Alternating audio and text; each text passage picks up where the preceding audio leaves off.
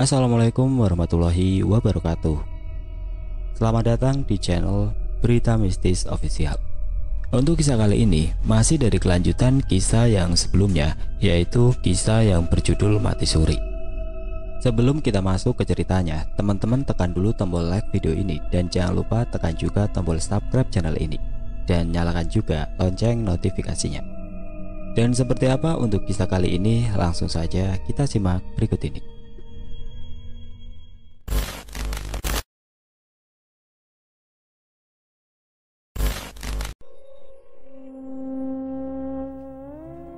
Arwah Santi membelakangi Retno dan Wawan, menatap ke arah luar jendela kamar.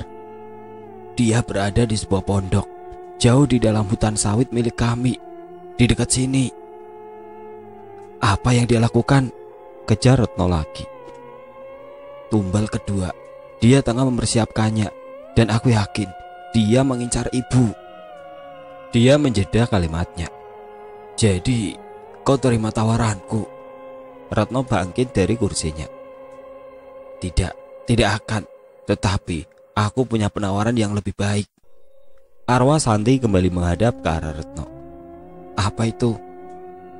Menghentikan perbuatan ayahmu untuk menyelamatkan ibumu. Hening tercipta sesaat.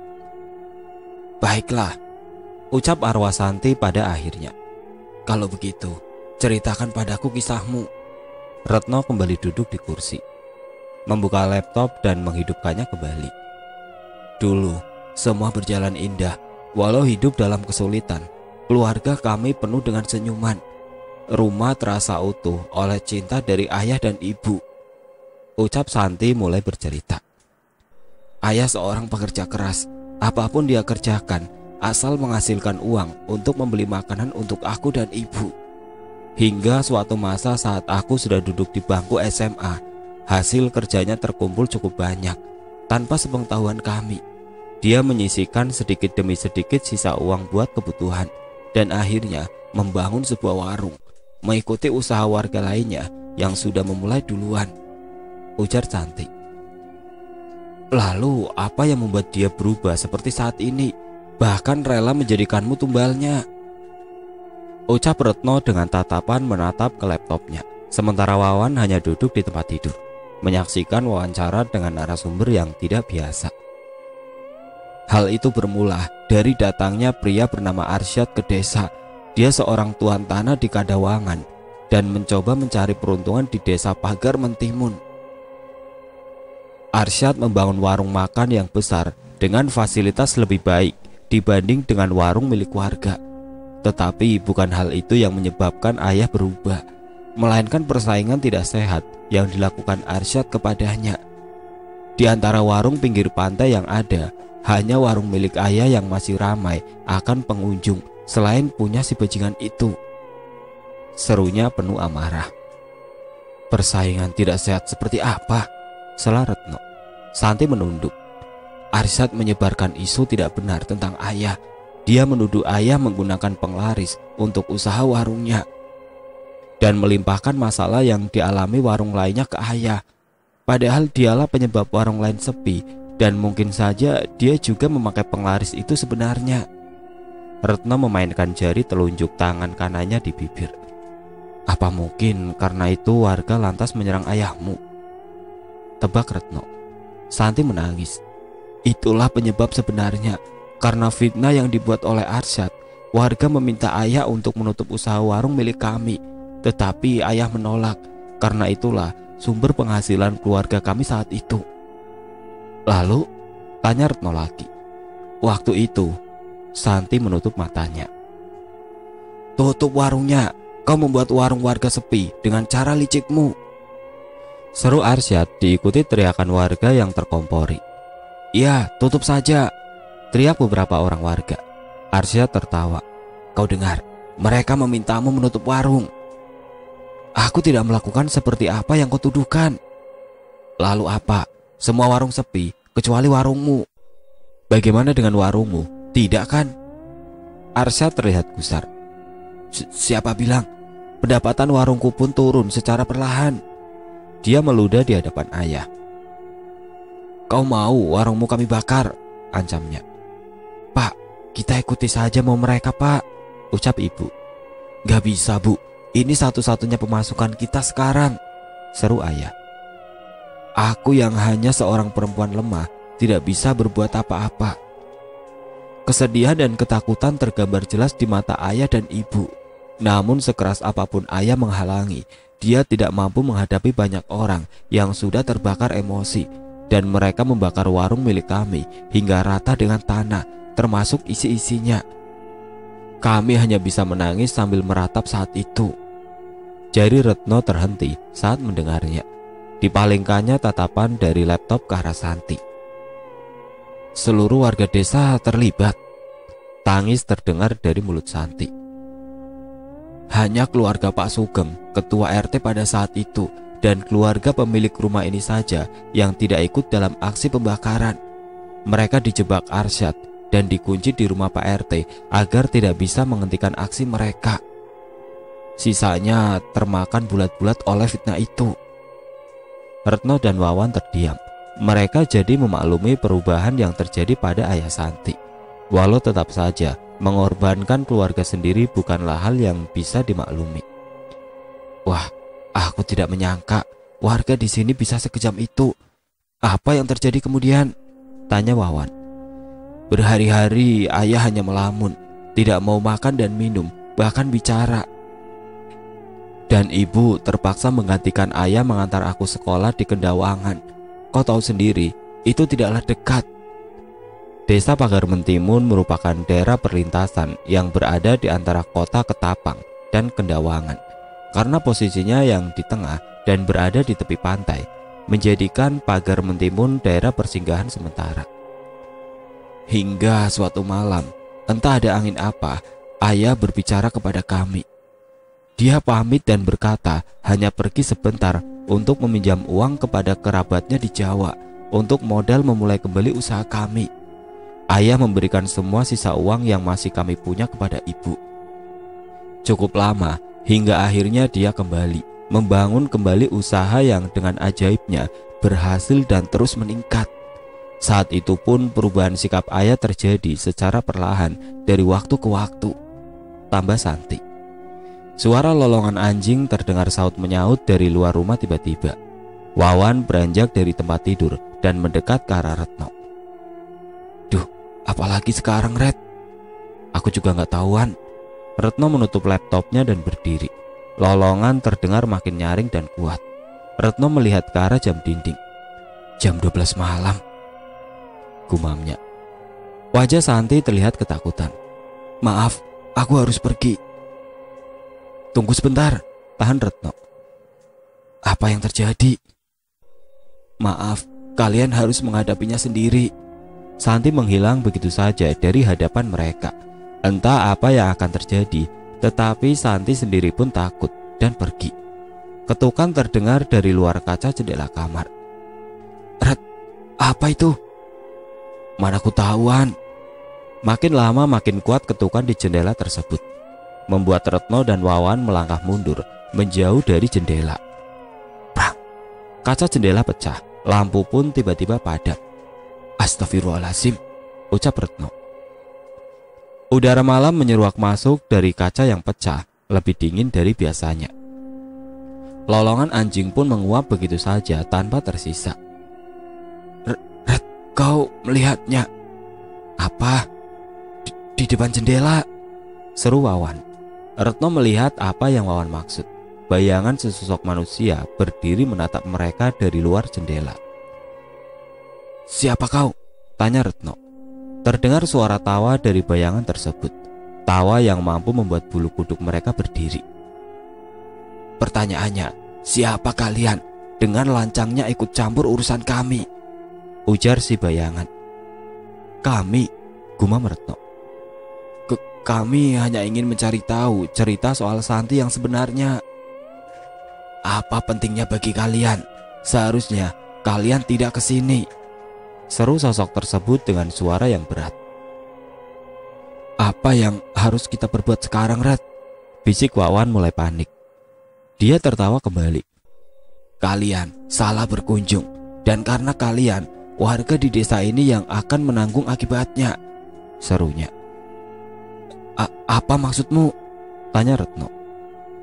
Kalian akan tahu maksudku segera. Untuk permulaan, pemilik rumah ini yang akan menjadi korban, seru sosok itu, kemudian tertawa lantas menghilang, dan lampu pun menyala kembali. Apa maksudnya tadi, Ret? Tanya Wawan, dengan keringat dingin di wajahnya. Retno menelan ludah. Aku juga tidak tahu. Mereka saling tatap lantas berlari keluar kamar. Tujuan mereka kamar pemilik rumah ini. Ancaman sosok itu terdengar sangat serius. Retno dan Wawan terlalu takut untuk membayangkan apa yang akan terjadi. Assalamualaikum Pak Abdu, bisa bicara sebentar? Tanya Retno. Tidak ada jawaban yang terdengar. Dobrak saja Ret, saran Wawan. Tapi kalau kita salah duga bagaimana? Kau masih berpikir sosok itu mempermainkan kita? Kau benar, seru Retno. Retno mendobrak pintu beberapa kali hingga berhasil terbuka. Kemana mereka, Ret? Tidak terlihat orang yang mereka cari di dalam kamar. Apa mungkin mereka keluar rumah? Kemana mereka semalam ini di desa sepi ini, Wan? Tanya Retno. Lalu Wawan mengernyitkan dahi. Retno mencoba mengatur nafasnya sejenak. Sepertinya mereka dibawa oleh sosok yang tadi. Maksudmu mereka hilang karena dibawa olehnya? Aku rasa kita memang harus kembali ke rumah Santi untuk mendapatkan jawabannya. Wawan menatap sahabatnya itu. Kembali ke sana, kau yakin? Sangat yakin, sebelum seluruh warga mengalaminya. Dia bilang keluarga rumah ini hanya permulaan kan? Ucap Retno. Malam berlalu begitu saja, mengundang pagi datang kembali. Baru 1 hari. Hanya dalam 1 hari banyak hal yang terjadi, dan kali ini mereka tidak bisa pergi meninggalkan desa begitu saja. Ada orang-orang yang tidak bersalah akan menjadi korban, dan jika mereka tidak bergerak, desa Pagar Mentimun akan menjadi daerah tanpa penghuni berikutnya. Red, kau lihat tatapan mereka? Wawan bertanya di sela langkah menuju rumah Santi. Pagi-pagi sekali. Retno tetap menatap ke depan, tidak peduli dengan tatapan curiga para warga. Abaikan saja saat ini, ada yang lebih penting, pinta Retno. Wawan berhenti dan menarik bahu kiri Retno agar dia pun ikut berhenti sejenak. Bagaimana jika ada warga yang berkunjung ke rumah Pak Abdu dan mendapati mereka tidak ada? Tanya Wawan. Kau tahu siapa yang akan mereka curigai? Kau benar, tapi apa yang bisa kita lakukan? Menceritakan mereka di bawah makhluk gaib, ucap Retno lantas tertawa kecil. Jadi, apa kau yakin dengan kembali ke rumah itu kita bisa menemukan mereka? Wawan melepaskan tangan dari bahu Retno. Kau sendiri tahu apa yang terjadi malam kemarin kan? Retno menyuka rambutnya yang gondrong ke belakang. Kau takut? Memangnya kamu tidak? Ada nyawa yang dipertaruhkan di sini. Setakut apapun harus kita hadapi, seru Retno. Lantas kembali melangkah menuju rumah yang paling besar di desa, sekaligus yang paling menakutkan saat ini. Wawan menertawakan diri sendiri. Bisa-bisanya di saat seperti ini dia hanya memikirkan keselamatan diri sendiri. Baiklah, demi kebaikan umat manusia, gumamnya. Dengan segera dia menyusul Retno yang telah menjauh meninggalkannya. Malam kemarin, malam yang paling berat bagi mereka. Menghilangnya Pak Abdu dan Budia menjadi puncaknya. Ingin mereka pergi saat hal itu terjadi, tetapi pergi ke sarang makhluk tersebut di tengah malam bukan ide yang bagus. Saat sang fajar memijar, mereka pun segera beranjak mengejar waktu, sebelum ada korban lain yang lenyap seperti debu. Mereka tiba di depan rumah Santi sekali lagi, sunyi. Sejauh pantauan mereka saat ini seperti tidak ada tanda kehidupan. Ayo, ajak Retno. Kini kedua sahabat itu sudah berdiri di depan pintu rumah. Retno mengetuk pintu sebanyak 3 kali. Assalamualaikum, ucap Retno. Wawan menggelengkan kepala, mengisyaratkan belum ada respon dari si pemilik rumah besar ini. Kembali Retno mengetuk pintu, tetapi kali ini lebih kuat dari sebelumnya. Mungkin saja Bu Desi sedang berada di kamar Santi. Jadi suara ketukan pintu tidak terdengar. Baru saja Wawan hendak ikut mengetuk, pintu sudah terbuka. Astagfirullah, ucap Wawan terkejut melihat Bu Desi yang sudah berdiri di hadapan mereka. Pagi sekali, ada apa? Tanya Bu Desi. Retno sempat terdiam sesaat. Dia merasakan sesuatu yang aneh saat ini. Sepertinya kepekaannya mulai kembali. Ada yang harus kami sampaikan ke ibu. Retno mengabaikan sesaat perasaannya. Bu Desi mengangguk. Masuk, ajaknya. Mereka kini berada di ruang tamu. Tidak terlihat ada yang berbeda dari sebelumnya, yang menandakan tidak ada yang terjadi di rumah ini malam sebelumnya. Apa yang ingin disampaikan? Tanya Bu Desi datar. Retno meneguhkan hatinya lantas berucap. Perihal Santi, dugaan ibu benar. Dia bukanlah Santi anak ibu. Ada makhluk yang menggunakan tubuhnya. Seru Retno dengan wajah serius. Begitu. Kembali ekspresi yang ditambahkan Bu Desi sangat datar. Ibu tidak kaget? Tanya Wawan. Bu Desi tersenyum. Ibu sudah tahu, jawabnya. Retno mengernyitkan dahinya melihat Bu Desi. Ibu kenapa bicara sambil berdiri? Wawan memperhatikan dengan seksama wanita parubaya di depannya. Ret, bisiknya memanggil Retno. Seluruh tubuhnya pucat, jelasnya. Retno menutup matanya, menyadari apa yang terjadi sebenarnya saat ini. Siapa kau? Apa benar Bu Desi atau makhluk lain? Tanyanya setelah membuka mata. Bu Desi terdiam, kemudian menangis. Saya masih Bu Desi yang sama, hanya saja. Hanya saja apa? Kejar Wawan. Hanya saja sudah menjadi arwah. Mereka tertegun mendengarnya. Ibu serius? Tanya Wawan lagi. Retno merentangkan tangan kanannya ke depan dada Wawan, memberi isyarat untuk tidak mempertanyakan hal itu lagi. Dia berkata serius, ujar Retno. Kita terlambat. Seandainya kemarin malam kita langsung menuju ke rumah ini, sesalnya. Rasa bersalah terlukis kini di wajah mereka berdua. Suara tawa mengerikan terdengar dari arah kamar Santi. Tawa yang sungguh nyaring hingga terdengar ke tempat mereka berada. Dia masih di sini? Tanya Retno sambil menatap arwah Bu Desi. Bu Desi mengangguk. Dia menunggu tubuh seorang lelaki untuk dimasuki oleh pasangannya. Sudah kuduga. Kenapa, Red? Retno menatap Wawan. Makhluk yang kurasakan saat berada di kamarnya, aku rasa dia yang arwah Bu Desi katakan.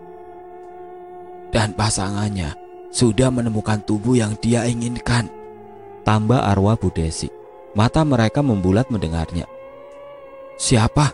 Pak Abdu, tebak Retno. Bu Desi menggeleng. Lantas rasa penasaran muncul di hati Retno. Bukan si Abdu, tetapi dirimu, serunya. Lantas menunjuk ke arah Retno. Angin berhembus kencang dari arah dalam rumah, membuat foto-foto keluarga di dinding berjatuhan ke lantai, memecahkan vas bunga dan lampu gantung di ruang keluarga. Ayo pergi, Ret, ajak Wawan. Terlambat, seru arwah Bu Desi. Suara dentuman nyaring muncul dari arah pintu rumah yang tertutup kasar. Ruang tamu menjadi gelap, hanya tersisa sinar matahari yang masuk melalui lubang ventilasi di atas pintu dan jendela. Detak jantung Retno dan Wawan berdegup kencang. Seakan sedang berlomba menuju garis akhir berhenti berdetak. Ini masih pagi, tetapi tetap saja mereka bisa menghantui. Konsep mereka tentang aman saat matahari muncul adalah kesalahan besar. Selamat datang, ucap makhluk di dalam tubuh Santi yang sudah berdiri di samping arwah Bu Desi. Akhirnya begitu mudah untuk menjebak kalian, seru makhluk lainnya yang muncul di depan pintu. Kau? Tanya Wawan tergagap. Makhluk yang muncul saat ini adalah makhluk yang mengganggu mereka malam kemarin. Benar, aku yang mengunjungi kalian di rumah Abdu. Di mana mereka? Teriak Retno. Di saat seperti ini masih bisa memikirkan orang lain, tanyanya dengan mata melotot, seakan ingin keluar dari tempatnya. Aku hanya memindahkan mereka yang tertidur lelap ke kuburan di desa ini. Tubuh mereka bergetar hebat saat ini, berpikir apa yang harus dilakukan agar dapat lolos dari makhluk-makhluk mengerikan. Retno menatap arwah Bu Desi. Tolong kami, Bu, pinta Retno. Maaf, saya pun tidak berani menghadapi mereka, ucapnya lantas menghilang dari pandangan. Sepasang makhluk tersebut menertawakan penolakan yang diterima Retno. Baiklah, sekarang waktunya. Makhluk yang berada di depan pintu melayang mendekati Retno, hanya melewati Wawan yang tidak hentinya melafalkan doa di mulut. Aku memilihmu karena kau terlihat sempurna untuk berpasangan dengan tubuh yang digunakan istriku. Mereka, para makhluk itu tertawa sepuasnya, seperti merayakan kemenangan yang selama ini diharap-harapkan. Sementara Retno dan Wawan merutuki nasib mereka, memikirkan sejuta pengandaian yang hadir di kepala, tetapi sudah tiada guna. Kau tidak bisa mengambil alih tubuh yang masih hidup, kan? Hanya bisa merasuki jika tubuh yang kau gunakan masih hidup, tebak Retno. Karena istrimu masuk ke dalam tubuh Santi saat dia sudah tidak bernyawa. Mereka berhenti tertawa.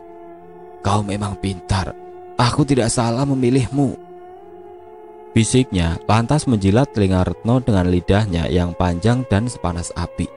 Retno terperajat dan jatuh terduduk ke kursi sofa. Retno, teriak Wawan, lantas menolongnya bangkit kembali. Mereka mundur ke arah jendela kayu di samping pintu, mencoba melakukan usaha terakhir agar selamat. Dobrak jendelanya, aku akan mengalihkan perhatian mereka, bisik Retno ke telinga Wawan. Wawan menoleh. Lantas kau? Tenang, aku punya rencana. Wawan menggeleng. Jangan berpikir untuk menjadi pahlawan. Ikuti mauku, tidak ada banyak waktu lagi. Tetapi Ret, percayalah, bentak Retno. Bertengkar sebelum mati. Sekarang, aba-aba Retno. Retno berlari ke arah tubuh Santi, menembus makhluk berbadan hitam legam, lantas mencekik leher tubuh Santi sekuat tenaga. Apa yang kau lakukan? Tubuh ini sudah mati. Tidak bisa kau bunuh dengan cara manusia begini. Makhluk yang berada dalam tubuh Santi menjulurkan lidahnya mengejek Retno. Ternyata kau tidak sepintar yang kukira, tambah pasangannya. Brak! Wawan berhasil keluar dengan mendobrak jendela tanpa para makhluk itu sadari. Mereka serentak menatap Wawan yang masih berdiri menatap Retno. Pergi, cari orang yang dapat membantuku, teriak Retno. Dengan wajah terpaksa Wawan berlari meninggalkan sahabatnya di rumah terkutuk ini sendiri. Retno tertawa. Masih berpikir aku tidak pintar? Mati kau, teriak makhluk berbadan hitam, lantas menghantam tubuh Retno hingga membentur dinding dengan keras. Nafas Retno tersegal karenanya. Tidak lama rasa sesak menjalar di dada. Kelopak mata pun menutup dengan perlahan. Ibu, gumam Retno lantas menutup mata. Perlahan mata Retno terbuka, dikerjap-kerjapkannya saat itu juga. Gelap, hanya itu yang tertangkap di pandangan matanya. Bau setanggi menyeruak ke dalam hidung, menyesakkan dada seketika. Selamat datang, orang asing yang rela mengantarkan nyawa untuk mengurusi hal yang bukan masalahnya, ujar pria dengan rambut beruban kala Retno membuka mata. Siapa kau? Retno mengedarkan pandangan sekali lagi dalam sebuah bubuk kayu sederhana, tempat di mana dia terbaring dan terikat. Pria parubaya itu tersenyum. Aku Mansor, ayahnya Santi. Retno melotot mendengarnya. Kau?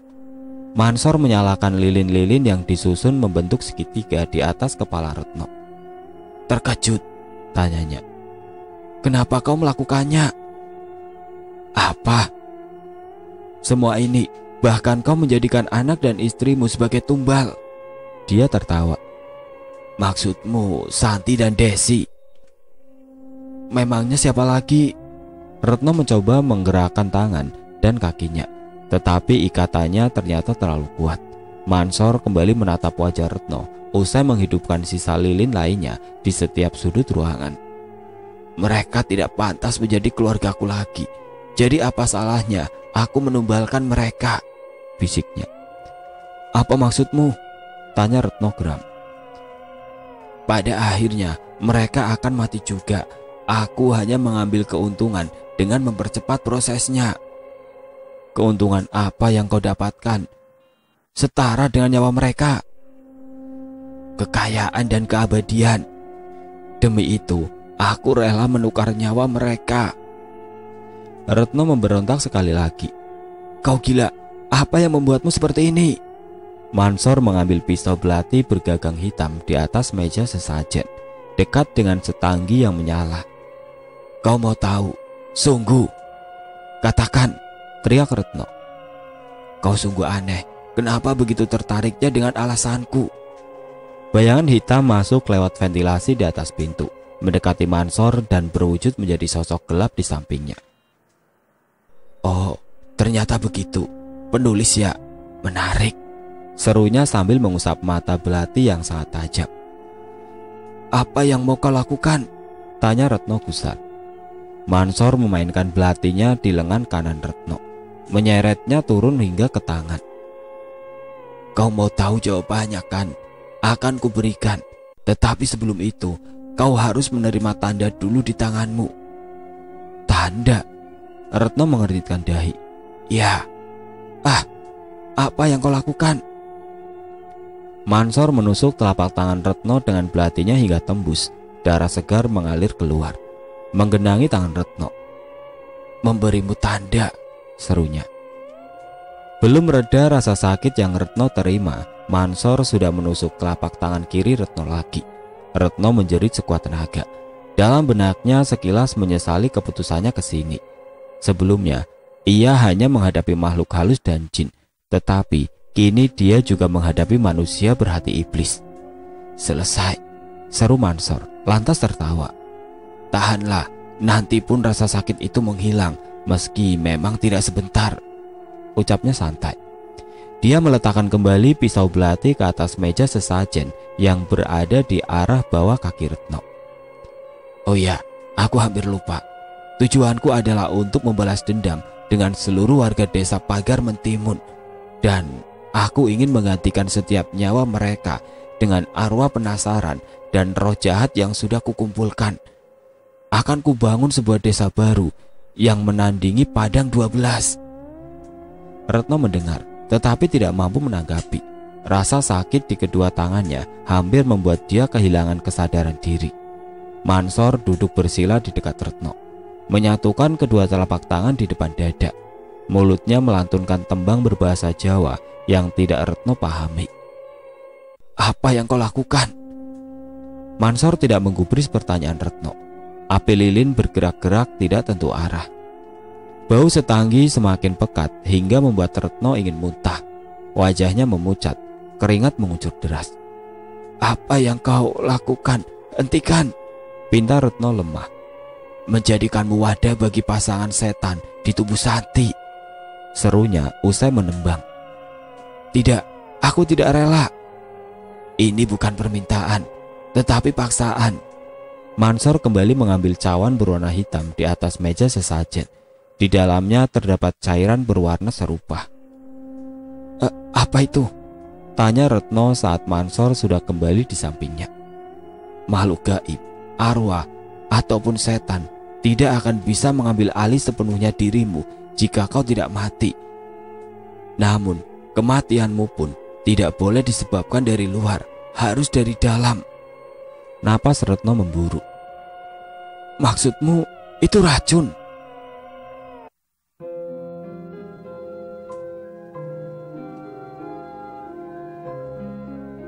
Oke teman-teman, sampai di sini dulu ceritanya. Nantikan kelanjutan kisah ini di video berikutnya. Agar tidak ketinggalan, klik tombol subscribe channel ini dan nyalakan lonceng notifikasinya. Wassalamualaikum warahmatullahi wabarakatuh.